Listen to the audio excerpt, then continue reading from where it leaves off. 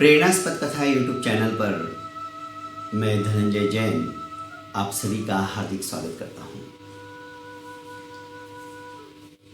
दोस्तों, महाराज विक्रमादित्य राजकुमारी लीलावती के कंठहार को संबोधित करते हुए एक सुंदर सी कहानी सुना रहे हैं।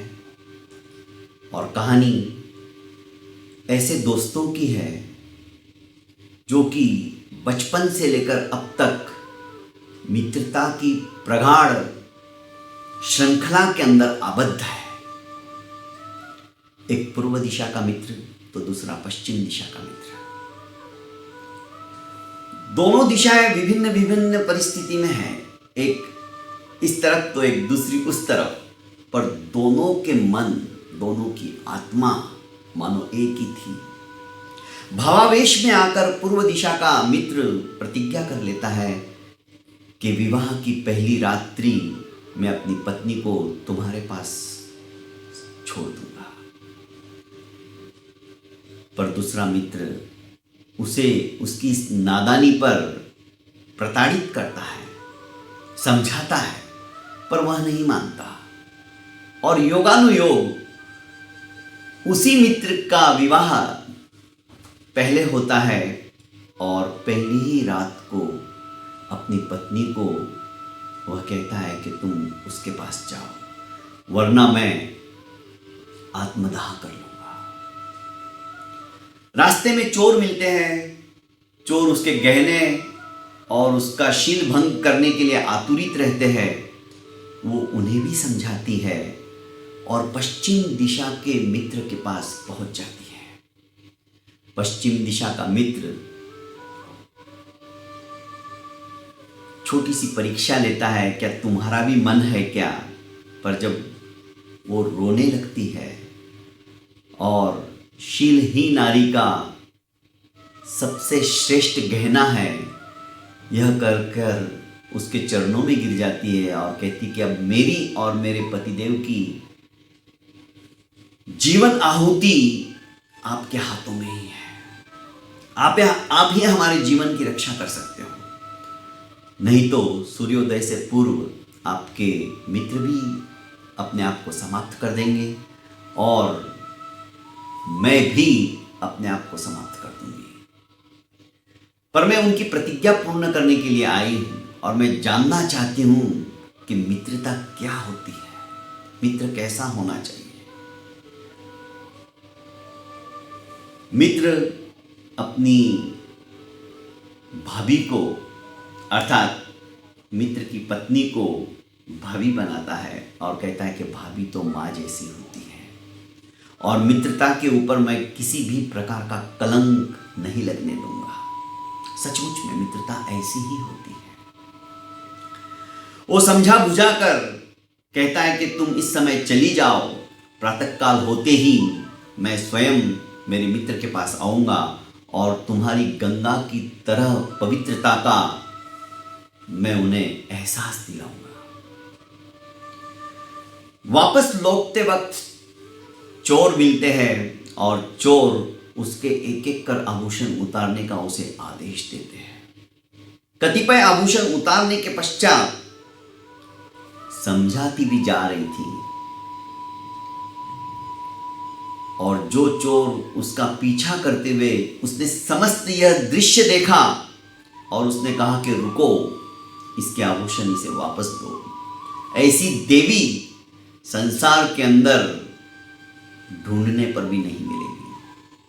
आज तक हम चोरी करते आए हैं, आज तक हम दूसरों को लूटते आए हैं, आज तक हमने कुकर्म ही किए हैं, पर आज भाग्य हमारा अच्छा है कि ऐसी स्त्री जो कि साक्षात देवी है हमारे सामने खड़ी है। यदि इसके साथ हमने कुछ गलत किया तो शायद नर्क में भी हमें जगह नहीं मिलेगी। हमारे समस्त आज तक के किए हुए पापों का यदि प्रायश्चित करने का दिन है तो आज है। इसके चरणों में गिर जाओ, हमारे सारे पाप धुल जाएंगे, समाप्त हो जाएंगे।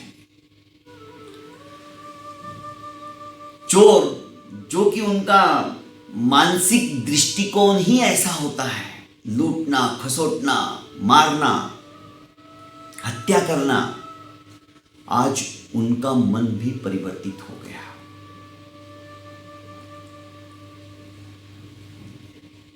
इसका पति यह सब कुछ देख रहा था।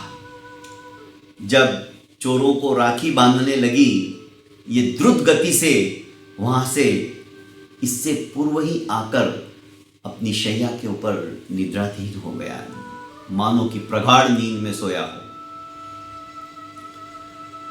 चोरों को अपना भाई बनाकर इस सुंदर स्त्री ने कहा कि अब हर साल की रक्षाबंधन के दिन आपको मेरे यहां पर आना ही है। रिश्ता जो होता है ना दोस्तों, दिमाग से नहीं दिल से बनाया जाता है तो रिश्ता अक्षुण्ण रहता है। रिश्ता बनाने से रिश्ता नहीं बनता, रिश्ता बनाने से रिश्ता नहीं बनता, रिश्ता निभाने से रिश्ता बनता है। दिमाग से बनाए हुए रिश्ते बाजार तक चलते हैं, दिमाग से बनाए हुए रिश्ते बाजार तक चलते हैं, और दिल से बनाए हुए रिश्ते आखिरी सांस तक चलते हैं, आखिरी सांस तक चलते हैं। चोरों के साथ भी इसने इस तरह का रिश्ता बना लिया भाई बहन का कि वो अक्षुण्ण था, कभी खत्म नहीं होने वाला। मंथर गति से सूर्योदय होने में अभी भी समय था, अंधेरा छाया हुआ था, अंतिम प्रहर चल रहा था। ये सारी घटना, इतना समय लग गया। अंतिम प्रहर के अंदर जैसे इसने दरवाजा ढकेला, देखा पतिदेव आराम से शैया के ऊपर निद्राधीन है, जैसे कोई कुंभकर्ण की नींद सो रहा हो। उसने कहा, पतिदेव मैं आ गई, उठो। अपनी आंखों को मलते हुए नाटक कर रहा था ना, उठ बैठा और कहा, अच्छा तुम आ गई, आओ बैठो। पत्नी कहने लगी, तुम कैसे पति हो? अरे तुमने एक पराये पुरुष के पास मुझे भेज दिया और तुम यहां पर चैन की और सुख की नींद ले रहे हो। भला ऐसा कौन पति होगा जैसे तुम्हारे मन के ऊपर कोई इसका असर ही नहीं हो रहा। पति कहता, मैं करता भी क्या टेंशन लेके बैठा रहता, तुम्हारे वापस आने का इंतजार करता, जो होना था वो तो मुझे पता ही था। पत्नी एकदम उसकी बात काटते हुए बोली, क्या पता था? क्या कहना चाहते हो? अरे कहना क्या चाहते हो? मैंने खुद ने तुम्हें होकर उसके पास भेजा, तो जो होना तो होने ही वाला है ना। दोनों के अंदर तकरार सी होने लगी। पत्नी ने कहा, बस अब एक शब्द भी मत कहना। मैं गंगा जल की तरह पवित्र हूं और तुम्हारा मित्र देवताओं से भी ज्यादा श्रेष्ठ है। उनके मन में विकार मात्र तक का लवलेश तक नहीं है। तुमने अपने मित्र को भी नहीं पहचाना। काफी देर तक नोकझोंक होती रही, तू मैं होती रही, क्योंकि ये परीक्षा लेना चाहता था, जबकि जानता था सब कुछ इसने अपने आंखों से देखा था और कानों से सुना था। फिर भी जब ये अत्यधिक उत्तेजित हो गई, क्रोधाभिभूत हो गई और कहने लगी, इससे तो अच्छा रहता मुझे पता रहता विवाह से पूर्व ही तो तुम्हारे जैसे नपुंसक से मैं शादी नहीं करती, विवाह नहीं करती, और अभी भी मुझे लगता है कि आत्महत्या कर लेनी चाहिए। मेरा जीवन तो साक्षात नर्क हो गया है। अरे विवाह की पहली रात, सुहाग रात के दिन तुम कैसे इंसान हो? बहुत कुछ सुनाने के पश्चात जब इसने देखा बात हाथ से निकल जाएगी, आया, हाथ जोड़कर उसके चरणों में बैठ गया और कहने लगा कि मुझे अपने आप पर गर्व है, मुझे अपने भाग्य के ऊपर इतना गर्व है कि मैं शब्दों के अंदर बयान नहीं कर सकता हूं। तुम्हारी जैसी साक्षात देवी को पाकर मेरा भाग्य और ज्यादा खिल गया है। शायद इस संसार के अंदर मेरे जैसा भाग्यवान कोई होगा। देवी प्रिय, जैसे ही तुम यहां से निकली, मुझे मेरी गलती का एहसास तो पहले ही हो चुका था। मैं तुम्हारे पीछे पीछे खड्ग लेकर, तलवार लेकर निकल पड़ा।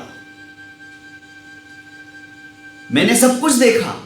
चोरों ने तुम्हारे साथ क्या बर्ताव किया, किस तरह से तुम्हारे गहने हड़पने की कोशिश करने की नाकाम कोशिश उन्होंने की, तुमने उन्हें कैसे समझाया, किस तरह से तुम मेरे मित्र के द्वार पर पहुंची, और मेरे मित्र का वार्तालाप भी मैंने दीवार के पीछे छुपकर सब कुछ सुना।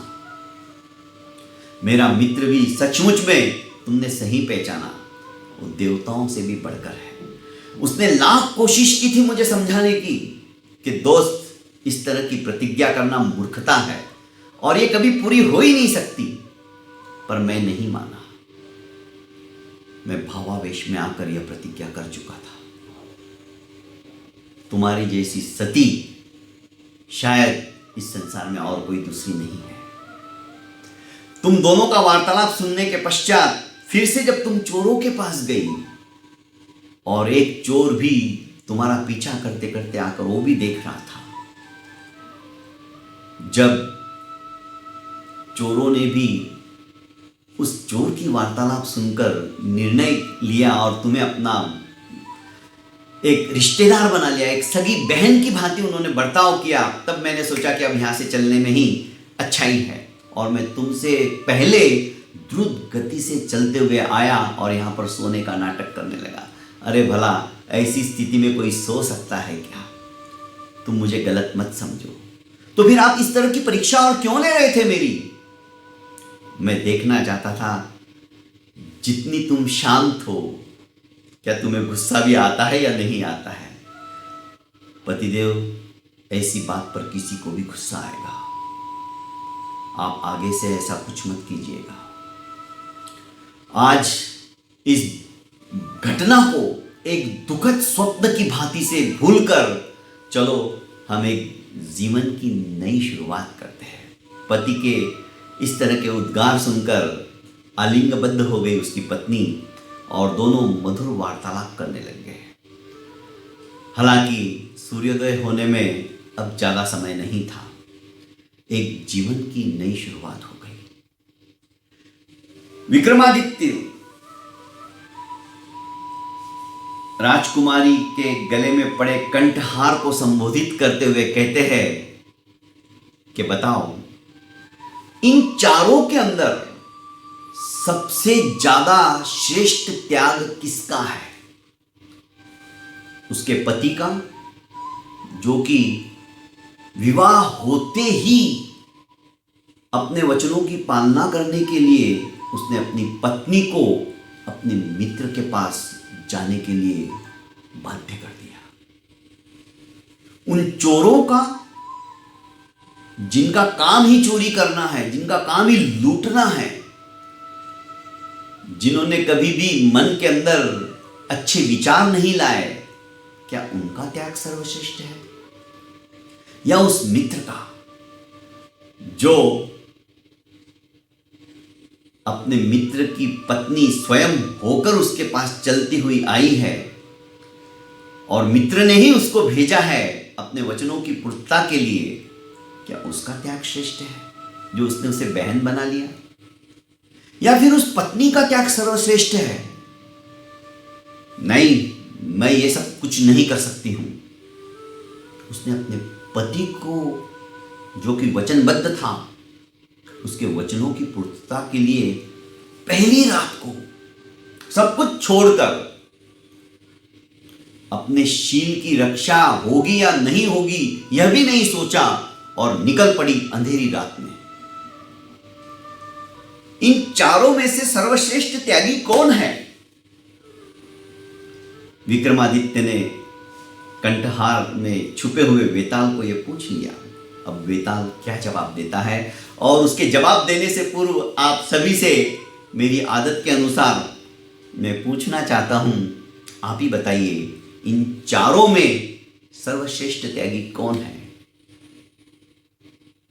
किसको त्याग का मुकुट पहनाया जाए?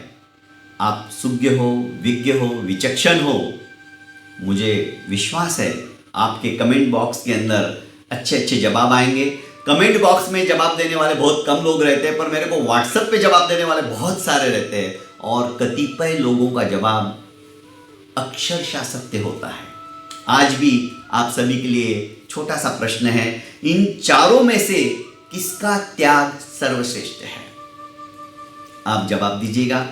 कल फिर इसी समय में मिलते हैं, तब तक के लिए इजाजत चाहता हूं। बहुत बहुत धन्यवाद।